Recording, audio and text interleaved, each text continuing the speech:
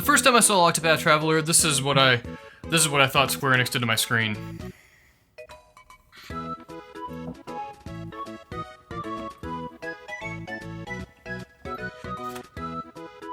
Now, I played a game this week, and that game made me a very happy boy. Octopath Traveler is a thick and juicy throwback to the 16-bit games of the past. If you've seen trailers for this, played the demo, or even listened to any of the soundtrack, you know exactly where Square Enix was going with this game. They wanted to recapture that feeling gamers got from classics like Final Fantasy IV, Secret of Mana, Illusion of Gaia. And ladies and gentlemen, I am here to report that Octopath Traveler now joins that club of fantastically made RPGs that you shan't pass up.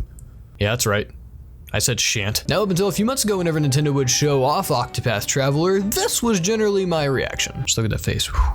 It's beautiful. Goodness gracious, by the beard of Zeus was I wrong. This game's got it all, from the art style to the orchestrated music to the battle system. This is one of those games that's just gonna get better and better as it ages, just like a sweet bottle of wine. The first few hours just thrust you right into the story of your choosing. You can pick from 8 playable characters to start with. Now, I chose the thief Therion, which has been interesting so far. I love the fact that all the characters have different attributes to them as well, like Therion can steal from people, so I can literally take candy from a 5-year-old if I want, because I'm terrible. And then Hannet, what the hell is this name, Square? Hannet can provoke people into training with her, aka battling them until she basically just beats them senseless and they die. Well, the game's rated T for a reason.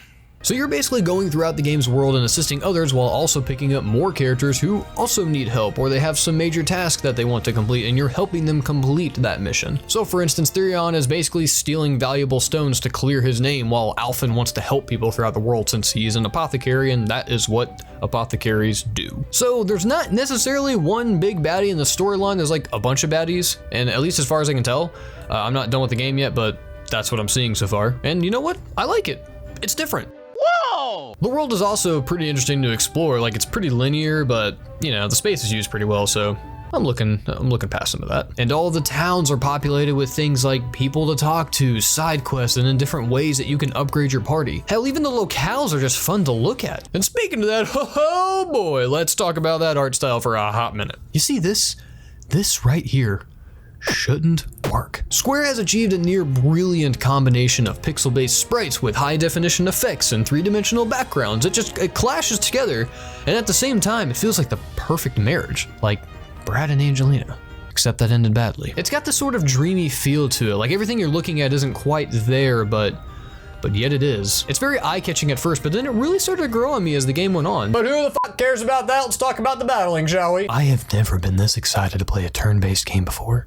And that is not an exaggeration. I love the shit out of the break system. And because you're probably totally unfamiliar with what I'm talking about, here's how that works. So in battle, you have this line up here up top that indicates whose turn it is and then who's up next, both you and your enemies. And then you have these orbs that you gain after each turn that allow you to hit the enemy more than once, should you choose to use them. Then you also have the badge on each enemy that tells you how many hits they can take from one of their weaknesses before you quote unquote break them. Breaking them means that you essentially knock them out for a couple of turns and then you can just keep wailing on them like a demented psychopath, or you can go after another enemy and break them. This creates a fun tactical gamble of a combat system, and I love it. And this led to many different scenarios whenever I was wondering if I should use all my orbs to take out an enemy or if I should only use 1 or 2 and try to break another enemy. I like thinking. On a completely different topic, you know something else I can appreciate?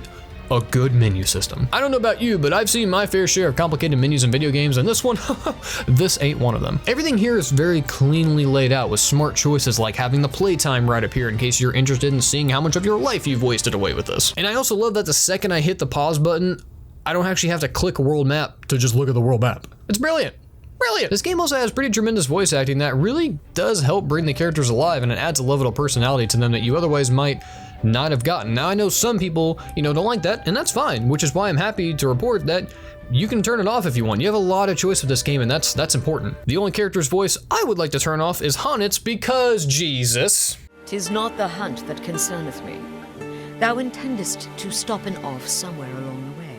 What are you even saying? Another thing I want to mention is the inclusion of the journal. This is a pretty large feature for me, considering I can't tell you how many times I've put down an RPG and then I picked it up months later only to have zero fucking clue where I'm at in the storyline. So at least this way, If I do that, I can read about it, or I can even just watch the cutscenes to see the story unfold for a second time.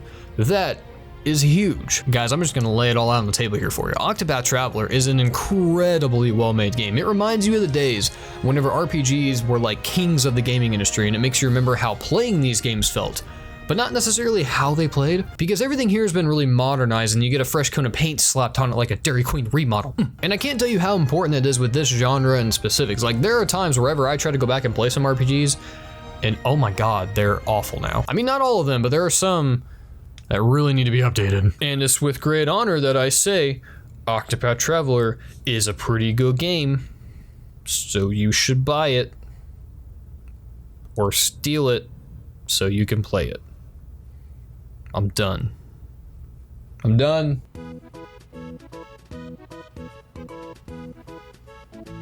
Ugh.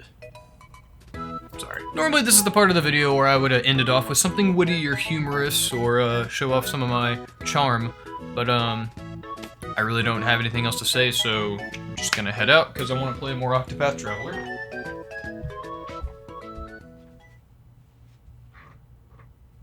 Haunted, I still don't know what you're saying.